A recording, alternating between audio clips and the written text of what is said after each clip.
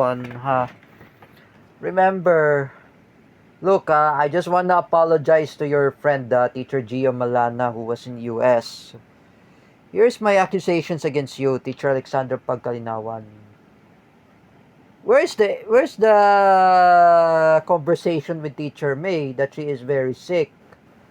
You know, Teacher Alexandra Pagkalinawan, I am saying to you,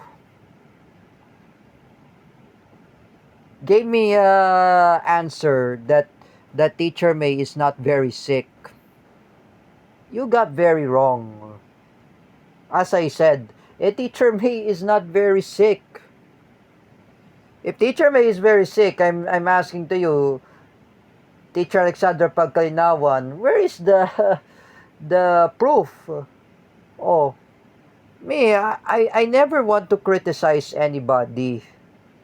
Look, Teacher Alexander Pagkalinawan, I apologize, Teacher Gio Malana, that I'm the one who made fake account on Facebook. I apologize sincerely when I talk with Jerick Silva.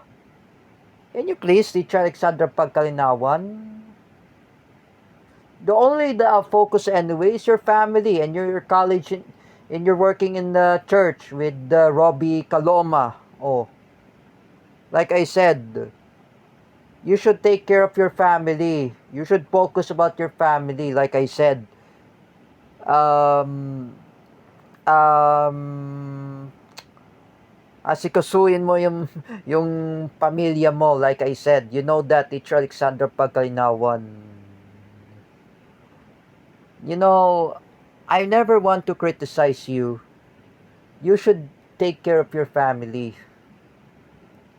As I remember, Teacher May is very healthy.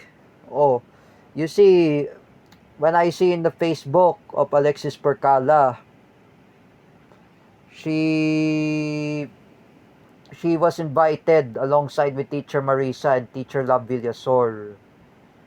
You know, Teacher Alexander Pagkalinawan, if I were you, if you're in my enemy list, like I said, together with Paulo Cruzada, Gina Sejo, Jeffrey Asejo, and Jim Macasandil, the uncle of Paula Nunez, manahimik ka na lang, Teacher Alexander Pagkalinawan.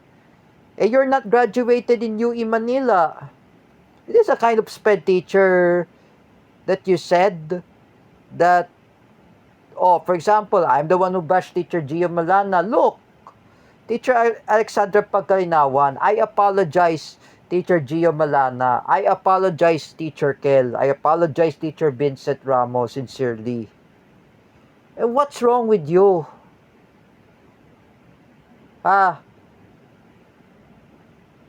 You know, for me, the best thing I could say, if I block you in Facebook, then I will move on from you.